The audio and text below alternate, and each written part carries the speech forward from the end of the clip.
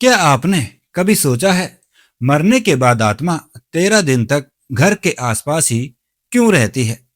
गरुड़ पुराण में इसका ऐसा रहस्य बताया गया है जिसे सुनकर आपकी रूह कांप जाएगी। नमस्कार, मैं हूं अमित और आप देख रहे हैं वेद और पुराण वाणी। तो चलिए आज की यह कहानी शुरू करते हैं। कल्पना कीजिए, एक घर में किसी अपने की मृत्यु हुई है। रोने की आवाजें, टूटे हुए दिल, और उसी घर के कोने में खड़ी है वही आत्मा जो सब कुछ देख रही है, लेकिन कोई उसे देख नहीं पा रहा।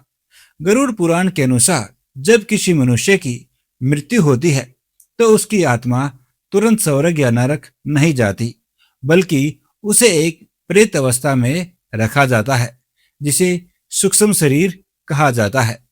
इस अवस्था में आत्मा को भूख लगती है, प्यास लगती है, लेकिन वह कुछ खा या पी नहीं सकती।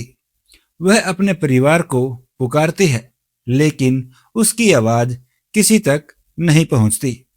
गरुड़ पुराण में बताया गया है कि मृत्यु के बाद पहले 10 से 13 दिन आत्मा अपने घर के आसपास ही रहती है। लेकिन क्यों? क्योंकि इस समय तक उसका नया सूक्ष्म शरीर पूरी तरह विकसित नहीं होता। हर दिन किए जाने वाले पिंडदान से उस आत्मा के शरीर के अलग अलग अंग बनते हैं। पहले दिन सिर, दूसरे दिन गर्दन, तीसरे दिन छाती, और ऐसे ही करके 10वें दिन पूरा शरीर तैयार हो जाता है।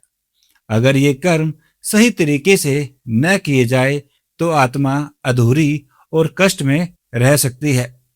सबसे चौंकाने वाली बात यह है कि इन 13 दिनों में आत्मा अपने घर में होने वाली हर चीज देखती है। कौन रो रहा है, कौन दिखावे का दुख कर रहा है, और कौन उसकी संपत्ति के बारे में सोच रहा है। गरुड़ पुराण के अनुसार यह सब देखकर आत्मा को सबसे ज्यादा पीड़ा होती है।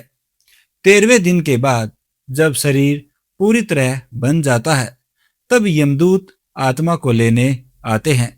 यहीं से शुरू होती है उसकी असली यात्रा यमलोक की ओर, जहां उसके हर कर्म का हिसाब होगा। इस पूरी प्रक्रिया में हमें क्या सीख मिलती है? हमारे कर्म कभी खत्म नहीं होते। मृत्यु अंत नहीं, एक नई यात्रा की शुरुआत है। श्राद्ध, तर्पण और पिंडदान केवल रस्म नहीं, बल्कि आत्मा की मदद है।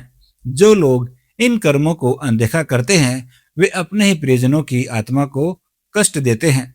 सोचिए, अगर किसी आत्मा को सही मार्ग न मिले तो वह भटक सकती है। और यही कारण है कि धर्म में 13 दिन के संस्कार को इतना महत्वपूर्ण माना गया है। मृत्यु के बाद सिर्फ शरीर खत्म होता है, कर्म नहीं।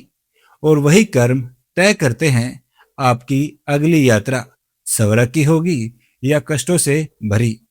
अगर आप मानते हैं कि आत्मा अमर है तो कमेंट में ओम शांति जरूर लिखें। और ऐसे ही सत्य जानने के लिए हमारे इस चैनल को सब्सक्राइब करना मत भूलिए। हर हर महादेव।